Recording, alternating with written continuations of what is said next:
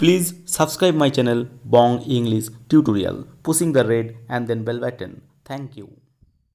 Assalamu alaikum. Welcome to my channel Bong English Tutorial.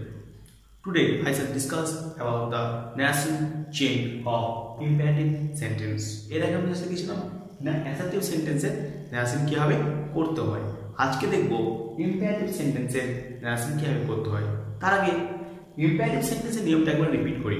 imperative সেন্টেন্সের ক্ষেত্রে reporting ভাবটা কি হয় না রিপোর্টের স্পিচটা যে ধরনের মুডে থাকে যদি আদেশ বোঝায় তাহলে রিপোর্টিং ভাবটা হয় অর্ডার, যদি রিকোয়েস্ট বোঝায় তাহলে রিপোর্টিং ভাবটা হয় রিকোয়েস্টেড, আর যদি অ্যাডভাইস অর্থাৎ উপদেশ বোঝায় তাহলে হয় কি না অ্যাডভাইসড।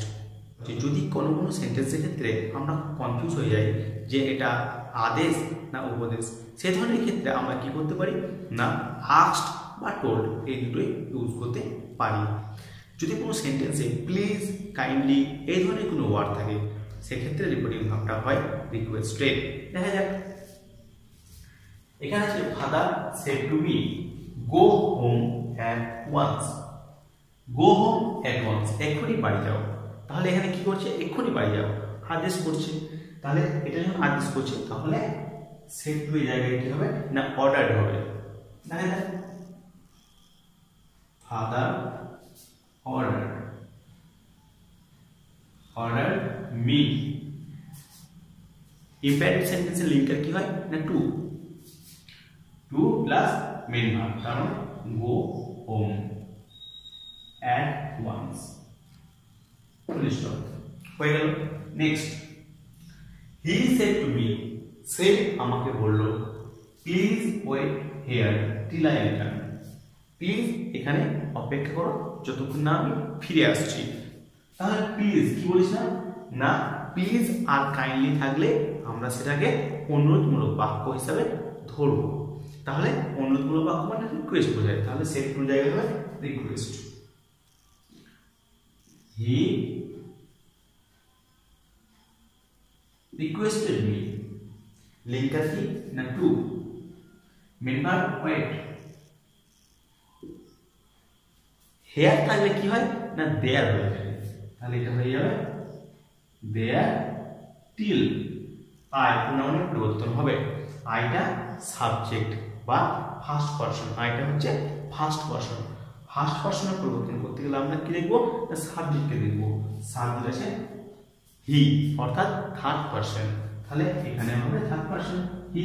আর রিটার্ন যেহেতু কি না V1, তাহলে এটাকে করতে হবে V2 অর্থাৎ পাস্ট করতে হবে, তাহলে এটা হয়ে যাবে রিটার্ন হয়ে গেল। 3 নাম্বার বলছে মাদার সেড টু মি, মা আমাকে বলল don't run in the sun, রৌদ্রে ছুটাছুটি করো না। তো মা বলছে রৌদ্রে ছুটাছুটি করো না, আমার ভালোর জন্যই বলছে, তাহলে এটা হচ্ছে উপদেশ। আমরা এটাকে কি হিসাবে নিতে পারি না উপদেশ হিসাবে নিতে পারি। তাহলে উপদেশ হলে কি হবে রিপোর্টিং ভাবটা হবে অ্যাডভাইস। তাহলে পড়ি মাদার অ্যাডভাইসড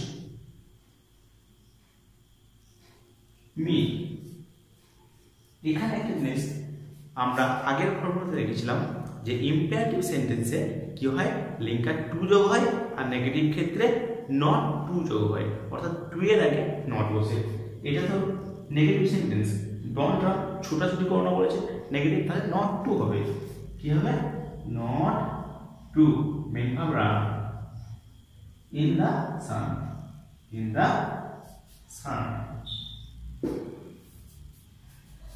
তাহলে কি হলো the mother advised me not to run in the sun. এবার আমরা যে সেন্টেন্সটা করব এটার দ্বারা কতগুলো জিনিস বোঝাবো। একটা হচ্ছে এখানে প্রথমে রিপোর্টিং স্পিচটা দেওয়া হয়েছে, তারপর রিপোর্টিং ভাবটা আছে, ঠিক আছে।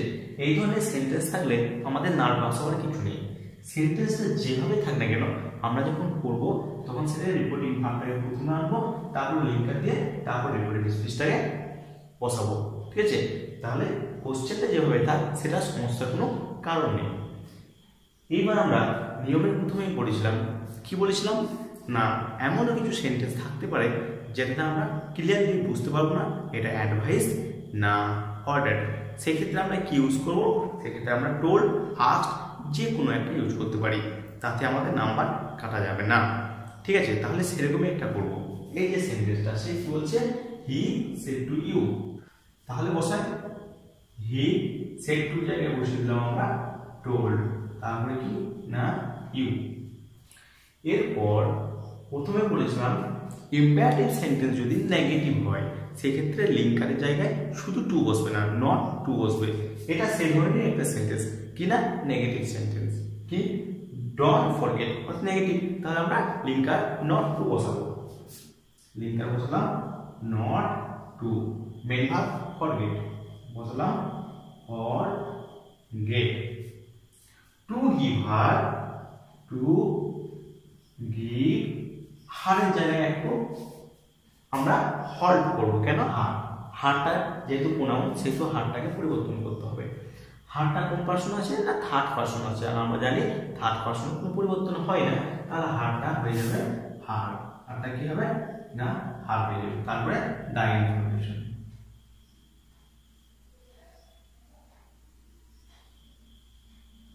ইনফরমেশন তাহলে কি হলো, he told you not to forget to give her the information, হয়ে গেল।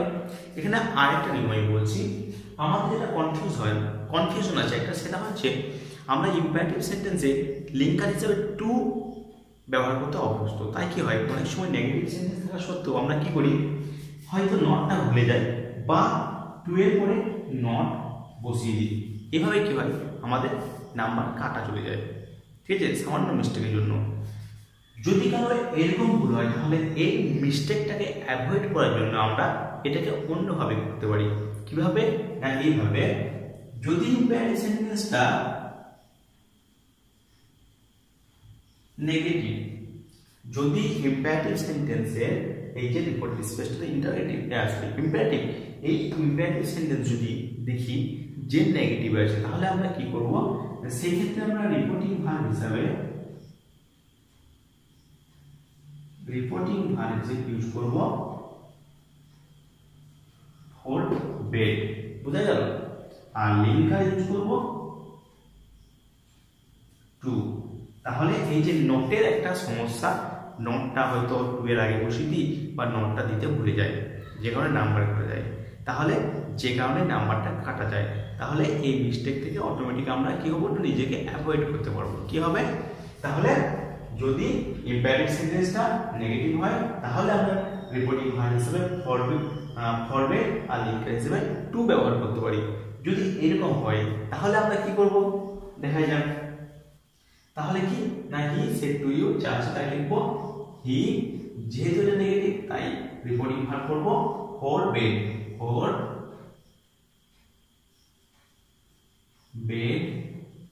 ইউ, হয়ে গেল। তারপর যেমন করতাম ইম্পারেটিভ সেন্টেন্স লিঙ্কার টু বসিয়ে দিলাম, মেইন ভার্ব ফরগেট বসিয়ে দিলাম, তারপর আবার to give her the information. তাহলে এই নিয়মটাই করলে কি হবে না, ভুল হওয়ার সম্ভাবনা খুবই কম থাকবে। তাহলে যদি নেগেটিভ হয় তাহলে আমরা রিপোর্টিং ফরগেট বসিয়ে ফরবেড বসিয়ে দেব নেগেটিভ হলে, আর ইম্পারেটিভ লিঙ্কারটা টুই থাকবে, তাহলে হয়ে গেল। এবার আমরা ইম্পারেটিভ সেন্টেন্সেরই কি দেখবো না, লেটস, যে রিপোর্টেড স্পিচটা থাকবে সেটা যদি ইম্পারেটিভ হয় আর সেই ইম্পারেটিভ সেন্টেন্স যদি লেটস অর্থাৎ লেট আস দিয়ে শুরু হয় তাহলে আমরা কি করব, লেট আস দিয়ে যদি শুরু হয় তাহলে আমরা রিপোর্টিং ভার্ব হিসাবে সাজেস্টেড বা প্রপোজড ব্যবহার করব।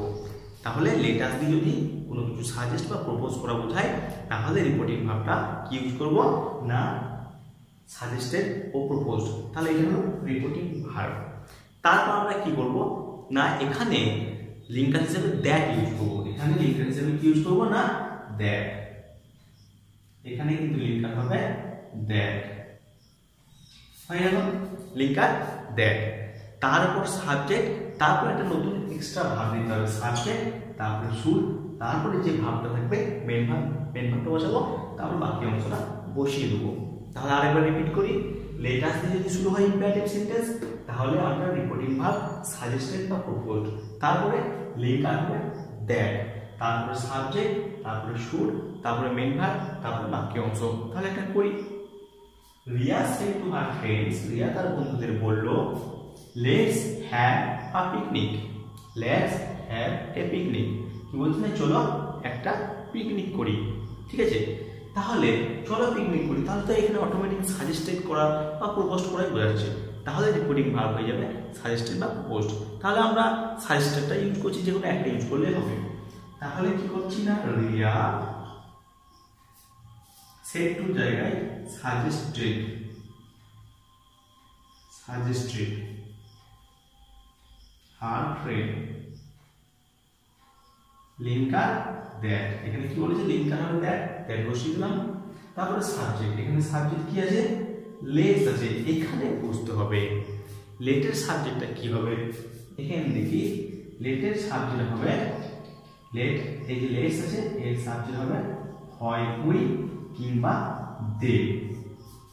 লেটস যে আছে সেটার সাবজেক্ট হবে উই কিংবা দে।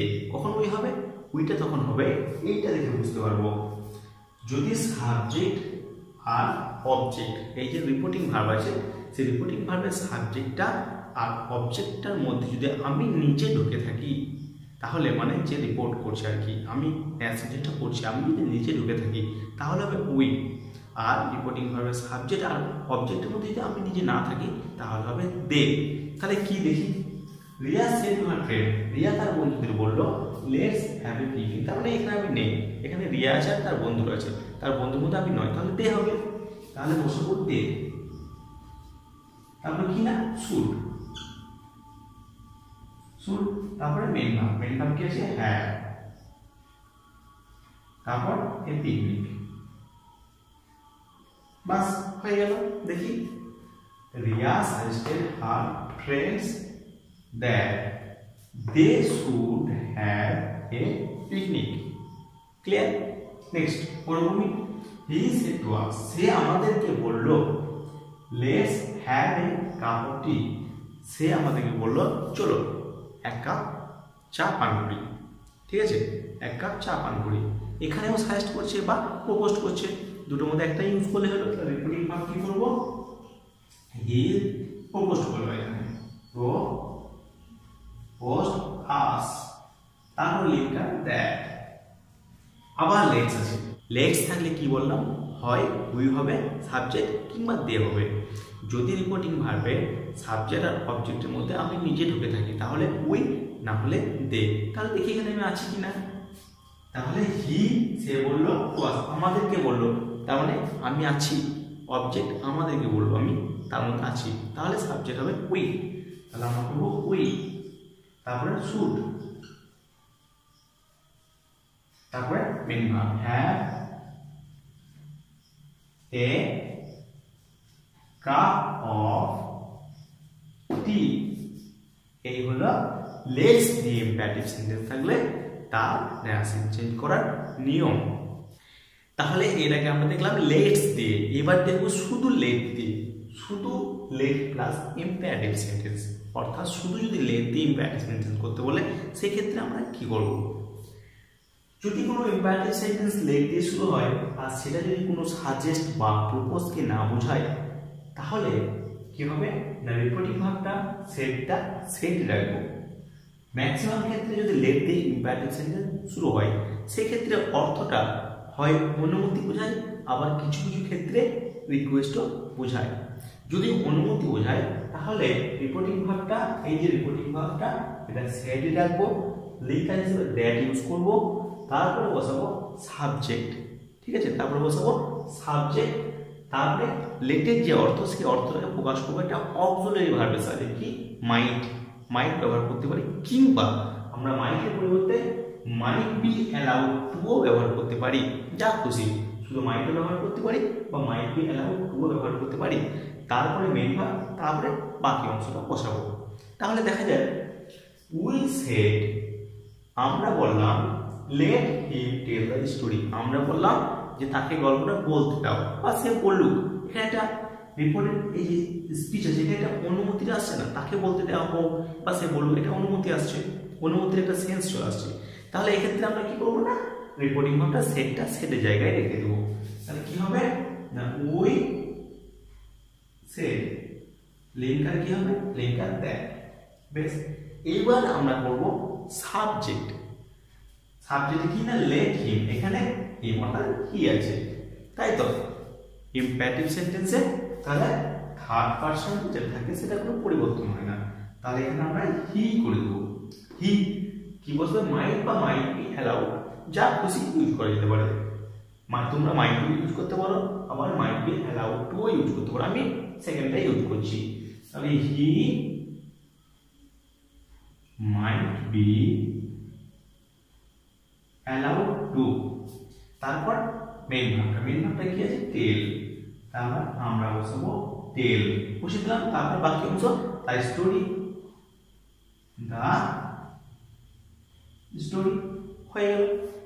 তাহলে শুধু লেট দিয়ে শুরু হলে, শুধু যদি লেট দিয়ে শুরু হয় আর যদি তার অর্থ অনুমতি বোঝায়, তাহলে সেটটা সেটে রাখবো, ওই set linker that he might B, এই যে লেটটা আছে এর অর্থটা আমরা এই দ্বারা প্রকাশ করছি, he might be allowed to tell the story.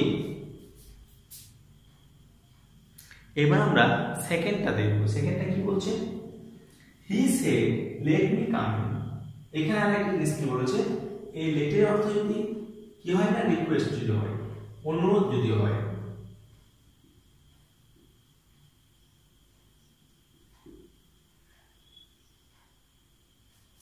লেটের অর্থ কি বললাম না, লেটস থাকলে বেশিরভাগ ক্ষেত্রে সাজেস্ট বা প্রপোজ বোঝায়, কিন্তু শুধু যদি লেট থাকে তাহলে অনুমতি বা কিছু কিছু ক্ষেত্রে অনুরোধ বোঝায়। কিছু কিছু ক্ষেত্রে কি বোঝায় না, এই অনুরোধটা বোঝায়। যদি অনুরোধ বোঝায় সেক্ষেত্রে আমরা কি করবো না, সেক্ষেত্রে আমরা রিপোর্টিং ভার্বটা কি করবো না, রিকোয়েস্টেড ব্যবহার করবো। রিপোর্টিং ভার্বের সেটের জায়গায় রিকোয়েস্টেড ব্যবহার করবো। তারপর নিয়মটা ইম্পারেটিভের যেমন নিয়ম সেরকম, লিঙ্কার টু, তারপরে মেইন ভার্ব, তারপরে যা বসে সেটা বসাবো। তা দেখা যায় হি সেড, সে বললো, লেট মি কাম ইন, সে বললো আমাকে আসতে দাও। ঠিক আছে, সে বলছে আমাকে আসতে দাও, আমি আসতে পারি, এরকম একটা অনুরোধের মতো একটা মুড আসছে। আর তাহলে he said let me come in, অর্থাৎ এখানে একটা অনুরোধের ভাব আসছে। তাহলে আমরা রিপোর্টিং ভাবকে কি করবো না, রিকোয়েস্টেড লিখবো, হি রিকোয়েস্টেড, হি রিকোয়েস্টেড।